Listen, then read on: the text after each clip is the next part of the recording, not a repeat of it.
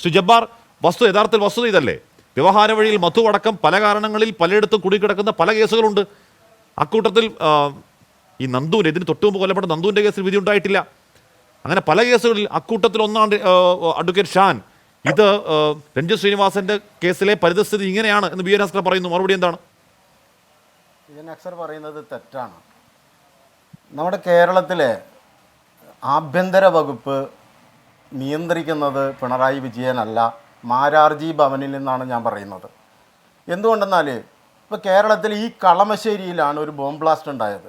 8 പേരാണ് ആ ബോംബ് ബ്ലാസ്റ്റിൽ കൊല്ലപ്പെട്ടത്. മണിക്കൂറുകൾക്കകത്ത് തന്നെ അത് ചെയ്തത് ഒരു മുസ്ലിം മത ന്യൂനപക്ഷത്തിൽപ്പെട്ട ഒരാളാണ്. ആ സംഘമാണെന്ന് തോന്നിക്കുന്ന രീതിയിലുള്ള അന്വേഷണങ്ങളാണ് നടന്നത്. പാനായിക്കുളം കേസിൽ സുപ്രീം കോടതി വെറുതെ വിട്ട 2 പേരെ പോലീസ് കസ്റ്റഡിയിലെടുത്ത് പോലീസ് സ്റ്റേഷനിൽ ഇരുത്തുകയാണ് ചെയ്തത്. അതിൻ്റെ പേരിൽ കണ്ണൂർ ജില്ലയിലെ റെയിൽവേ സ്റ്റേഷനിൽ പോലീസ് അന്വേഷണം നടത്തുമ്പോൾ അവിടെ സെർച്ച് നടത്തുന്ന സമയത്ത് ജാർഖണ്ഡ് സ്വദേശിയായ ഒരാളെ കസ്റ്റഡിയിലെടുക്കുന്നു. അയാൾക്ക് തൊപ്പിയുണ്ട്, താടിയുണ്ട്, എന്തോ മദ്രസയുടെ പിരിവിന് വന്നതാണ്. നമ്മുടെ ചാനലുകളിൽ, മലയാള ചാനലുകളിൽ ഒരാൾ കസ്റ്റഡിയിൽ, ഫോട്ടോ എന്താ വന്നത്? ഒരു മുസ്ലിം വേഷധാരിയുടെ ഫോട്ടോ. ഉത്തരേന്ത്യയിൽ വ്യാപകമായി അത് പ്രചരിപ്പിക്കപ്പെട്ടു. പോലീസ് എത്രമാത്രം സംഘപരിവാര താല്പര്യത്തിന് അനുസരിച്ചാണ് പ്രവർത്തിക്കുന്നതെന്ന് ചോദിച്ചാൽ, നിങ്ങൾ തൊട്ടപ്പുറത്ത് പാലക്കാട് ജില്ലയിൽ സമാനമായ കൊലപാതകം നടന്നു. ഒരു റംസാനിൽ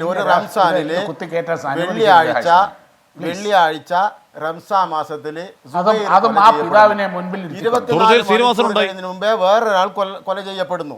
അന്വേഷിക്കുന്നത് കേന്ദ്ര അന്വേഷണ ഏജൻസിയാണ്. അവർക്കെതിരെ UAPA നിയമം ചാർത്തിയിരിക്കുന്നു. 55 പ്രതികൾ ജയിലിലുണ്ട്. തൊട്ടിപ്പുറത്തോ സുബൈറിൻ്റെ കേസിലെ പ്രതികൾക്ക് ജാമ്യം ലഭിക്കുന്നു. അന്വേഷണം ഇഴഞ്ഞു നീങ്ങുന്നു. ആദ്യം നടന്ന കൊലപാതകത്തിൽ, ഷാൻ്റെ കൊലപാതകത്തിൽ ആസൂത്രകരെ കണ്ടെത്തുന്നില്ല, ഗൂഢാലോചകരെ കണ്ടെത്തുന്നില്ല. സുബൈറിൻ്റെ കൊലപാതകത്തിൽ ഗൂഢാലോചകരെ കണ്ടെത്തുന്നില്ല. മാത്രമല്ല, നമ്മുടെ കേരളത്തിൽ ഒരു ഹർത്താൽ നടന്നല്ലോ. ഒരു ഹർത്താൽ നടന്നപ്പോൾ ആ ഹർത്താലിനുമായി ബന്ധപ്പെട്ട് കേരളത്തിൻ്റെ ചരിത്രത്തിൽ ആദ്യമായി ഹർത്താലിന് ആഹ്വാനം ചെയ്തവരുടെ വീടുകളും സ്ഥാപന ജംഗമ വസ്തുക്കളൊക്കെ ജപ്തി ചെയ്യാൻ വേണ്ടി ഹൈക്കോടതി ഉത്തരവിട്ടു. ആ ഉത്തരവിൻ്റെ മറവിൽ കേരള പോലീസ് ജപ്തി ചെയ്തതിൽ ഒന്ന് സുബൈറിൻ്റെ വീടാണ്. ഹർത്താൽ ആഹ്വാനം ചെയ്യുന്ന സമയത്ത് അതിന് എത്രയോ മുമ്പേ സുബൈർ കൊല ചെയ്യപ്പെട്ടിട്ടുണ്ടായിരുന്നു. ആ സുബൈറിൻ്റെ പേരിലെ വീട് എങ്ങനെയാണ് കേരള പോലീസ് ജപ്തി ചെയ്യുന്നത്? നമ്മൾ അന്ന് ചർച്ച ചെയ്തതാണ്. അങ്ങനെ ഒരുപാട് പരാതികളല്ലേ? ഇത് ഇരട്ട നീതിയല്ലേ? ഒരുപാട് പരാതികൾ കൊലപാതകത്തിലേക്ക് വരാം. കൊടിഞ്ഞി ഫൈസലിന്റെ കൊലപാതകം. ഒരു കാര്യം കൂടെ പറയട്ടെ. താങ്കൾ ഈ പറഞ്ഞ ആ ജപ്തിയുമായി ബന്ധപ്പെട്ട് ഒരുപാട് പരാതികൾ ഉണ്ടായതാണ്. സർക്കാർ പരിഹരിച്ചോന്നറിയില്ല. ഈ വിഷയത്തിലേക്ക് അവസാനിപ്പിക്കാം.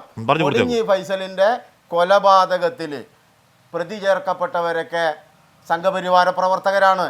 അതിലൊരു കൊലപാതകി പിന്നീട് കൊല ചെയ്യപ്പെടുന്നു. അതിൽ പ്രതി ചേർക്കപ്പെട്ട ഒരാളുടെ ഭാര്യയെ അറസ്റ്റ് ചെയ്യുകയാണ്. കേരള ചരിത്രത്തിൽ ഇന്നേ വരെ കണ്ടിട്ടുണ്ടോ? ഭർത്താവിന് ചായ വെച്ചു കൊടുത്തു എന്നാണോ കേസ്? ഇങ്ങനെ പക്ഷപാതപരമായിട്ട് ഇരട്ട നീതി എന്ന് തോന്നിക്കുന്ന രീതിയിൽ, ഇരട്ട നീതി തന്നെ, അങ്ങനെ ആളുകൾക്ക് ഇപ്പം ഭൂരിപക്ഷ ആളുകളുടെ അഭിപ്രായം എന്താ? ഇതിൽ ഇരട്ട നീതി സംഭവിച്ചിരിക്കുന്നു. അങ്ങനെ കേരളത്തിൻ്റെ ആഭ്യന്തര വകുപ്പ് RSSന് വേണ്ടി പണിയെടുക്കുന്നതാണ് നമ്മൾ കാണുന്നത്.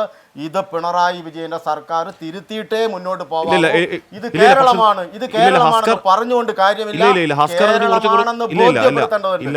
ജബ്ബാർ, ഹസ്കർ അതിന് കുറച്ചുകൂടി യാഥാർത്ഥ്യത്തോട് ചേർന്ന് നിൽക്കുന്ന മറുപടി നൽകുന്നു. ഹൈക്കോടതിയിലേക്ക് പോകുന്നുണ്ട്, ഹൈക്കോടതിയുടെ നിർദ്ദേശം അവിടെയുണ്ട്, അതുകൊണ്ടാണ് വരുന്നത്.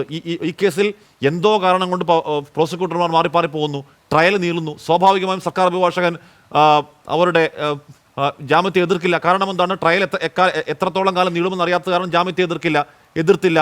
ജാമ്യം കിട്ടി പുറത്തുപോയി എന്ന് പറയുന്നത് കുറച്ചുകൂടി നിയമത്തിന്റെ ഭാഷയിൽ കുറച്ചുകൂടി യാഥാർത്ഥ്യബോധത്തോട് ചേർന്ന് നിൽക്കുന്നതല്ലേ ശ്രീ കെ അബ്ദുൽ ജബ്ബാർ?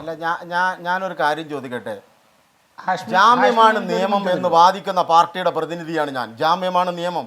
ഒരാളെയും വിചാരണ തടവുകാരനായിട്ട് ജയിലിലിടരുത്.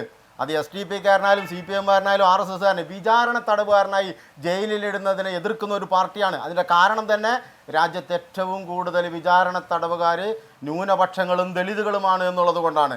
ഞാൻ ചോദിക്കുന്നത്, ഒരു കേസിൽ ആളുകൾക്ക് ജാമ്യം കിട്ടുന്നു, സർക്കാർ അഭിഭാഷകൻ ജാമ്യത്തിന് അനുകൂലമായി പറഞ്ഞു എന്ന് മാത്രമല്ല, ജാമ്യം കൊടുക്കുന്നതിൽ എതിർപ്പില്ലെന്നാണ് പറഞ്ഞത്. ജാമ്യം കൊടുക്കുന്നതിൽ എതിർപ്പില്ലെന്നാണ് പറഞ്ഞത്. തൊട്ടപ്പുറത്തോ ഇനി അഥവാ അത് കോടതിയുടെ നടപടിക്രമങ്ങളാണെന്നാണ് അഷ്കറിൻ്റെ വാദമെങ്കിൽ എന്തേ നിങ്ങൾ മേൽക്കോടതിയിൽ പോകുന്നില്ല?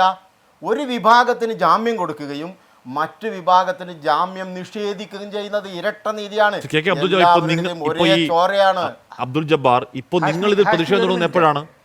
അല്ലെ ജബ്ബാർ, നിങ്ങൾ ഇതിൽ പ്രതിഷേധം തുടങ്ങുന്നത് എപ്പോഴാണ്? ഈ കഴിഞ്ഞ അടുത്ത ദിവസങ്ങളിലാണ് നിങ്ങളുടെ അധ്യക്ഷൻ ആലപ്പുഴയിൽ വാർത്താ സമ്മേളനം നടത്തുന്നത്. ഒരു 3-ാം തീയതിയാണെന്ന് തോന്നുന്നു ഒരു സമരം നിങ്ങൾ നടത്തുന്നത്. ഇത് 3-ാം തീയതി നടത്തുന്ന സമരമല്ല, നിങ്ങൾക്കറിയാം ഇഴഞ്ഞു നീങ്ങുകയാണെന്നും കുറ്റപത്രം സമർപ്പിച്ച് ഇത്ര ആളായെന്നൊക്കെ നിങ്ങൾക്കറിയാം. നിങ്ങളിതിൽ സമരം തുടങ്ങുന്നത് എപ്പോഴാണ്? നിങ്ങൾ ഇതിന്റെ എന്താണ് ഇതിൽ വൈകല്യത്തിനെതിരെ കോടതിയിലേക്കൊക്കെ എപ്പോഴെങ്കിലും പോയോ?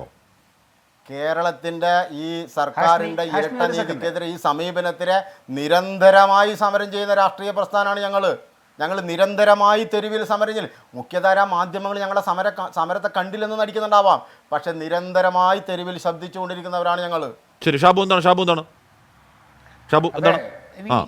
ഈ രണ്ട് വധക്കേസിലെയും ഈ ഇരകളുടെ ഭാഗത്ത് നിന്ന് അതാത് സംഘടനകൾ സ്വീകരിച്ച ചില നിലപാടുകളുടെ വ്യത്യസ്തത കൂടിയുണ്ട്. രഞ്ജിത്ത് ശ്രീനിവാസൻ വധക്കേസിൽ അദ്ദേഹം നിലകൊണ്ടിരുന്ന ആ സംഘപരിവാർ സംഘടന ആ കുടുംബത്തോടൊപ്പവും ഈ കേസിനോടൊപ്പവും ഒരു ദിവസം ചിമ്മാതെ അതിശക്തമായിട്ട് തന്നെ നിലകൊണ്ടു. ഓരോ കാര്യവും ഫോളോ അപ്പ് ചെയ്ത് വളരെ കൃത്യമായ ഹൈക്കോടതിയുടെ ഇടപെടൽ വരാനും കോടതികളെ സമീപിക്കാനും ഒക്കെയുള്ള കാര്യത്തിൽ ഒരു ജാഗ്രതക്കുറവുമില്ലാതെ അത്ര ശക്തമായി ആ സംഘടന ആ കേസിൽ നിലകൊണ്ടു, ആ കുടുംബത്തിനോടൊപ്പം നിന്നു. ഇവരെന്താ ചെയ്തത്? ഇപ്പം ഹാഷ്മി ചോദിച്ചതുപോലെ ഇതൊക്കെയാണ് ഇവരുടെ പ്രശ്നം. ഇതേപോലെയുള്ള ആ പാവം പിതാവിനെ പോലെയുള്ള ഒരു സാധാരണ കുടുംബത്തിൽ നിന്ന് ഒരു ചെറുപ്പക്കാരന് വേണ്ട രീതിയിൽ നീതി മേടിച്ചു കൊടുക്കാൻ ഈ ചാനലിൽ വന്നിരുന്ന് ഈ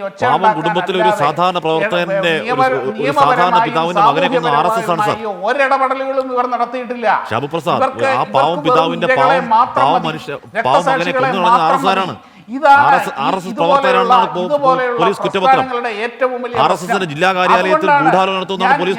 വിശ്വസിക്കുന്നു ഈ കേസിൽ വിചാരണ തുടങ്ങാൻ വൈകുന്നതും അന്വേഷണം ഇതിൻ്റെ അകത്തെല്ലാം ഈ ആർക്കു വേണ്ടിയാണോ ഷാൻ രക്തസാക്ഷിയായത് ആ സംഘടനയ്ക്ക് ആ മനുഷ്യനോട് ഒരു കടപ്പാടുമില്ല. ആ കുടുംബത്തോട് ഇവർ കാണിക്കുന്ന ക്രൂരതയാണിത്. അതുകൊണ്ടാണ് ഈ നീതി വൈകിയത് എന്ന് ഞാൻ വിശ്വസിക്കുന്നു.